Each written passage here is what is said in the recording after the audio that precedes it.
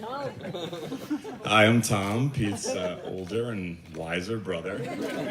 I'd just like to start off by thanking Pete and Brian for hosting destination weddings within 3 months of each other. You guys really know how to keep things low maintenance. No, but of course I think I speak for everyone here when I say how thrilled we all are to be here on this insanely beautiful night in Tuscany celebrating Pete and Shannon. And it saves me from having to plan a family reunion, since that's what this actually feels like. Many of you here were also at my wedding, because as you know, Shannon is my wife's cousin. So while we're all here in Tuscany, we might as well be in Alabama.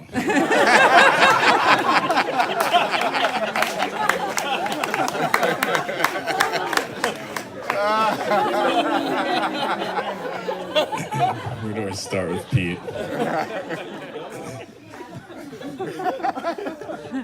He was the last of the three Quinn boys. You know, after having me and Brian, my parents were trying for that girl. And let's be honest, they pretty much got one.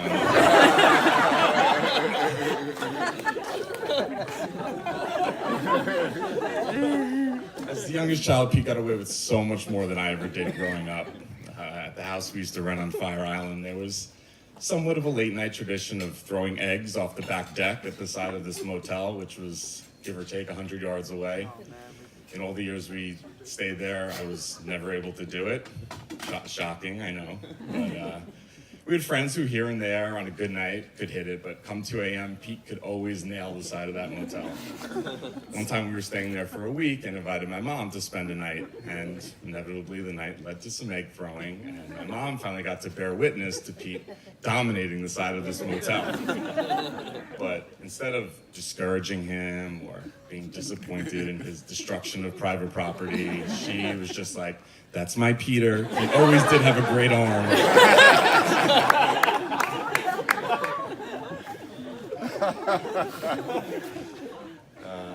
I think being the youngest Quinn brother may also explain some of Pete's behavior. Pete is persistent. When he wants something, he gets it.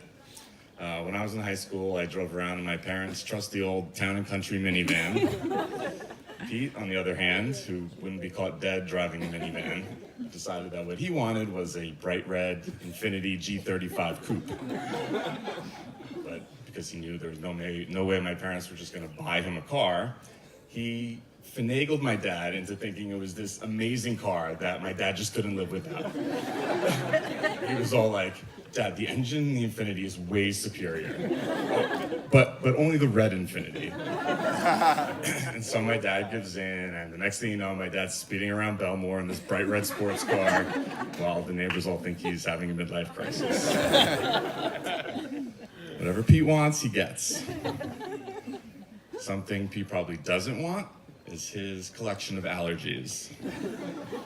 Pete has the bougiest allergies known to man.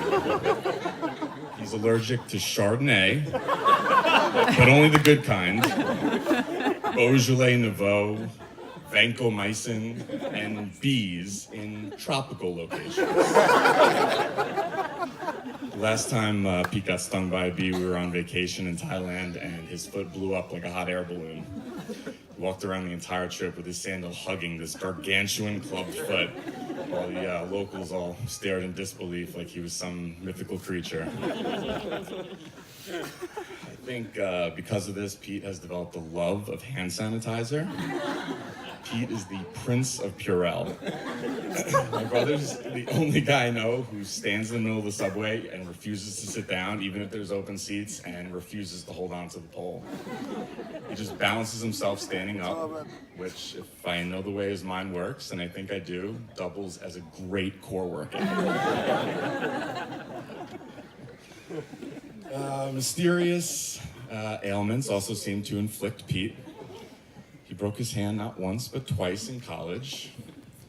First time, story goes, he was jumped by a thuggish group of unruly Mexicans. When, in reality, sorry Pete, He broke it in a barroom brawl after one of his roommates instigated a fight with some fellow Providence undergrads. The second time he claims not to remember, but after a thorough investigation, we pieced together that he broke it punching through a wall after the Mets were eliminated from the playoffs. So really, two valid reasons, but I guess you could say Pete's a little fragile.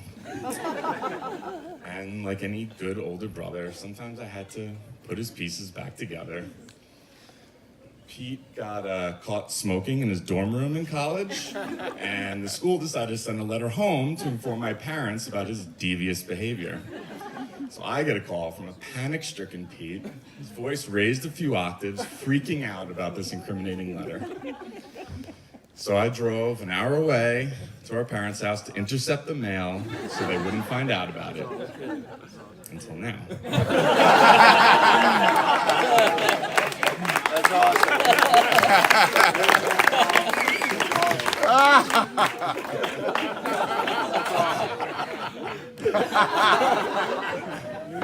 Mom and Dad, another confession. A few years back, Pete and Tommy Gary went to the Bahamas without telling you.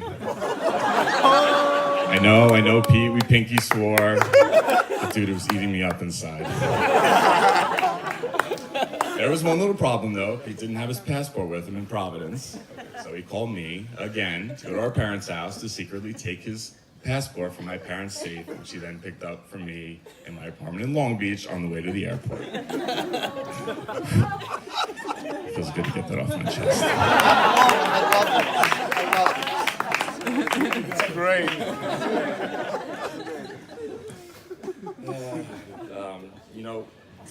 Part of me thinks the only reason Pete wanted a destination wedding was so he could try to get an upgrade on the flight over. Nobody loves a flight upgrade more than Peter Quinn.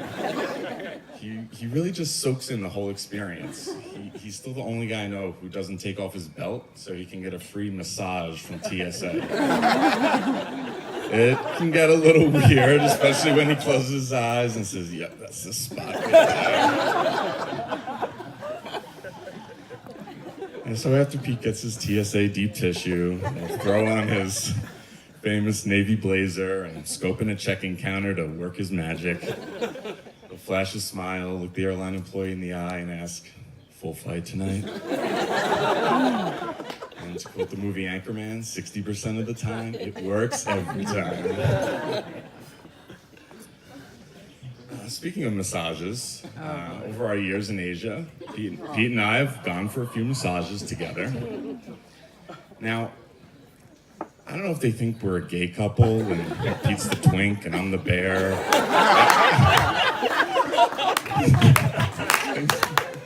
I think it's pretty obvious that we're brothers. One time they weirdly insisted on keeping the curtains open between us while we changed. Another time they were just a little too loosey-goosey with the towels covering us while we were laying 3 feet apart. And in one particularly harrowing incident in the Philippines, directed me into the massage room while Pete stood there, butt naked, behind a glass shower door, just blissfully lathering away. So he heard a commotion, turned, and gave that shit-eating grin of his. Some of you probably think that's a tick or maybe Bell's palsy, but it's not. It's a shit-eating grin.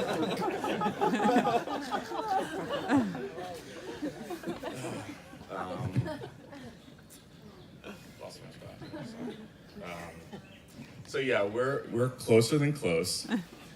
So I have to admit, knowing all there is to know about Pete, I was a little curious about who he'd end up with. And yet again, I came in with the save, since I inadvertently set him up with Shannon. For some reason, it took Lisa and I moving to Ohio for 2 years for our respective families to start hanging out. On one of those occasions of hanging out without us, Pete and Shannon met. I still remember them sending us pictures on our Blackberries from that night. So, although I didn't arrange their meeting, nor was I present to see those first sparks fly, Pete and Shannon, you're welcome. Now, Shannon has been a blessing in not just Pete's life, but for all of us Quinns. She's nurturing, confident, and loves my brother. And I know if Shannon loves Pete half as much as she loves Todd family Christmas traditions, and everything will work out just fine. See, Pete is to flight upgrades, what Shannon is to Christmas. The love of Christmas is on a whole other level. So much so that part of me thinks Randy might actually be the real Santa Claus. Randy, that wasn't an age joke, I promise. It was a Christmas joke.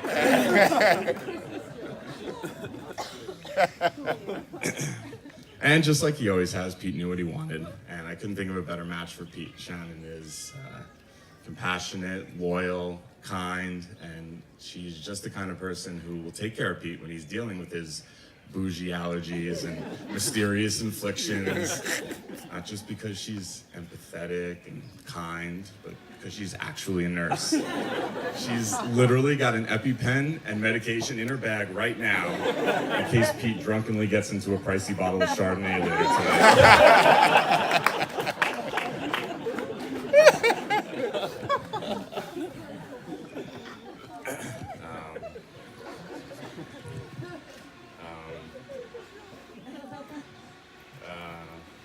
If that isn't a match made in history, then I don't know what is. And I can see how this history plays itself out. It'll be the two of you in your old age driving around in a red sports car while the neighbors scratch their chins. Marriage is a hell of a ride. It's thrilling and fun, and I know you both will undoubtedly be there for each other through every twist and turn. Pete, you're my little brother. James is godfather and one of my best friends, and I really couldn't be happier for you and Shannon. Shannon, please take care of my little brother and all his little quirks. He's a lot to handle, but he's also a lot of fun. So, if we can all raise our glasses, Pete and Shannon, may your journey ahead be healthy, happy, and prosperous. No matter where life takes you, remember to always have each other's back. Be encouraging and understanding. In marriage, the goal is not to think alike, but to think together and to dream together. And you combine that with lots of humility and even more love, and everything else just falls into place. I wish you guys nothing but joy and happiness, and I hope you have many upgraded flights, many Christmas memories, and if you do go to the Bahamas, please tell Mom and Dad this time. Love you guys. Cheers.